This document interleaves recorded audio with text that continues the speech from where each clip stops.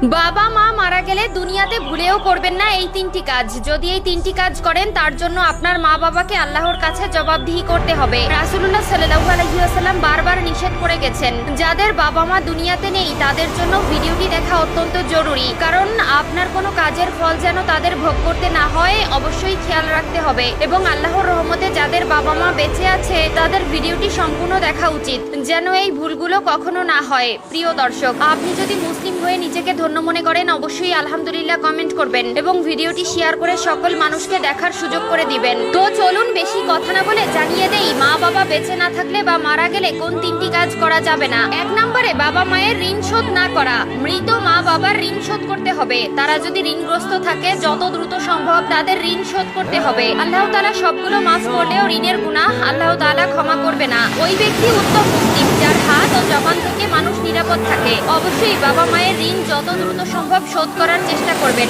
এবং সম্পূর্ণ ঋণ শোধ করে দিবেন। 2 নম্বরে হাউমাউ করে কান্না করা যাবে না। বুখারী শরীফে এসেছে 1226 নম্বর হাদিসে বলা হয়েছে, তাহলে সে মৃত ব্যক্তির কবরে শাস্তি দেওয়া হবে। যদি আপনি হাউমাউ করে কান্না করেন, চিৎকার করে কান্না করেন, অনেকেই গড়াগড়ি করে কান্না করে, অনেকে নিজেকে নিজে আঘাত করে, পাগলের মতন আচরণ করে। খবরদার, এই ভুলগুলো করা যাবে না। আল্লাহ তাআলা আপনার আপনজন নিয়ে আপনাকে পরীক্ষা করবেন। অবশ্যই কষ্ট লাগে যে বাবা মা এত মায়া মহব্বত করে ভালোবাসা দিয়ে বড় করেছেন, সেই মা বাবাকে হারিয়ে ফেললে কষ্ট লাগারই কথা। তাদের জন্য অবশ্যই দোয়া করবেন, চোখের পানি ফেলবেন, কিন্তু হাউমাউ করে বিলাপ করে গড়াগড়ি করে চিৎকার করে কান্নাকাটি করা যাবে না। পবিত্র কোরআনে এই বিষয়ে সূরা বাকারার 53, 54, 55 নম্বর আয়াতে স্পষ্ট করে বলে দিয়েছেন, না জানার কারণে সংসার জীবনে আমরা এমন কিছু ভুল করি যার জবাবদিহিতা আমাদের বাবা মায়ের করতে হয়। তারা দুনিয়ায় বেঁচে থাকতে যেমন আমাদের তাদের উপর দায়িত্ব রয়েছে, ঠিক তেমনি তারা মারা গেলেও আমাদের দায়িত্ব রয়েছে। অবশ্যই 3টি বিষয় সকলে জেনে নেবেন এবং কোনোদিন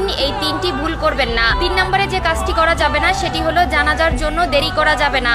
অনেক পরিবারে আছে আত্মীয় স্বজন দূরে থাকার জন্য 2 দিন 3 দিন পর্যন্ত মৃতদেহ রেখে দেওয়া হয়, যা একদমই করা উচিত নয়। যত দ্রুত সম্ভব দাফন করে দিতে হবে। অনেক সময় ছেলে মেয়ে দূরে থাকার জন্য অনেক মা বাবার দেহ 2 থেকে 3 দিন পর্যন্ত রেখে দেওয়া হয়, যেটা ইসলামের বিধানে একদম অযৌক্তিক। হয়তো মানুষ শেষ দেখার জন্য এই কাজটি করে থাকে, কিন্তু আসলে এটা করা উচিত নয়। ইসলামের বিধান অনুযায়ী মৃত ব্যক্তির জন্য দ্রুত জানাজা ও দাফন কাফনের ব্যবস্থা করা। আপনাদের আরেকটি বিষয় জানিয়ে দেই, এই বিষয়টি হলো অনেক বেশি গুরুত্বপূর্ণ। বাবা মা অথবা আত্মীয় স্বজন মারা যাওয়ার আগে যদি কোনো ওসিয়ত করে যায় সেটা অবশ্যই করতে হবে।